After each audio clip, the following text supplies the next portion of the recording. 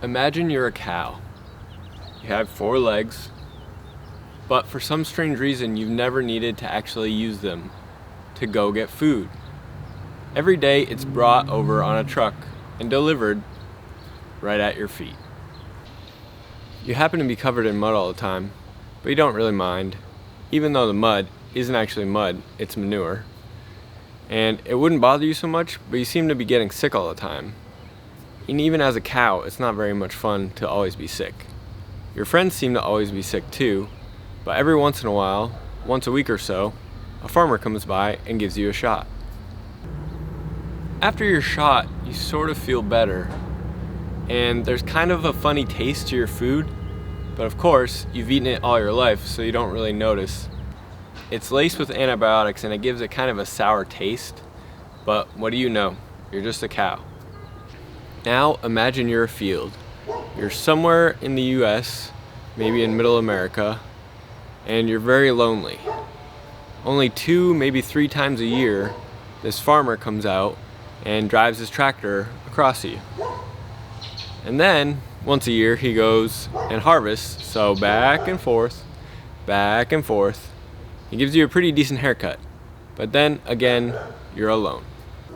The corn that grows on you has to travel thousands of miles to get to the cows. And by the time it does that, it has used fuel and water and other resources such as manpower to get there. You would love to have some company, but you're just dirt and you don't really get to pick or go anywhere. If cows were to come visit you, it would be the highlight of your year. You would get so much company and you'd have so much fun. Remember, you're a field after all. God's creation was not meant to function like this. Cows are perfectly capable of walking miles even in order to get food.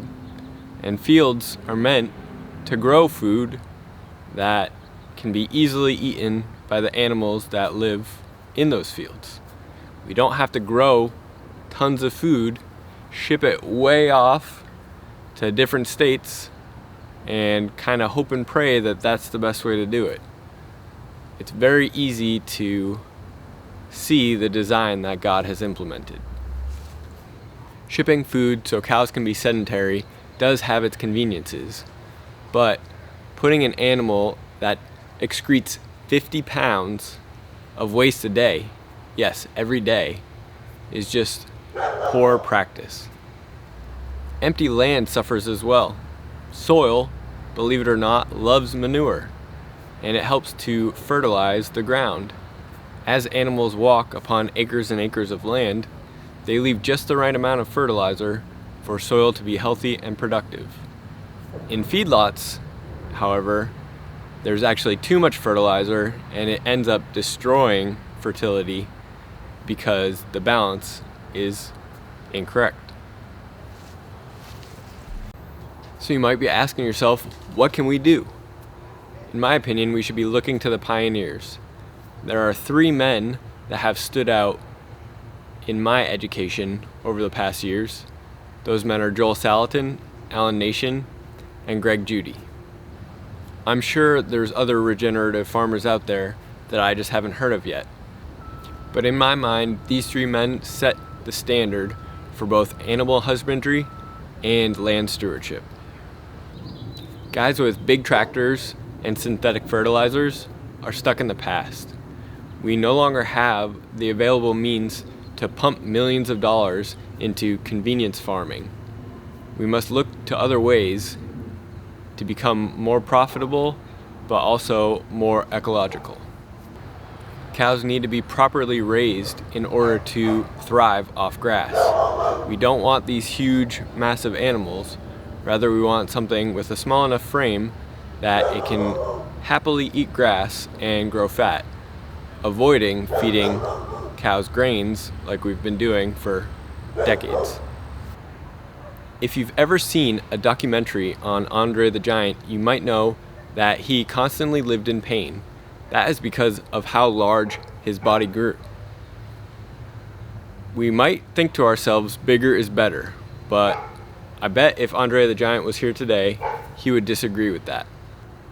Cows that are too large could suffer from some of the same issues that oversized animals tend to deal with.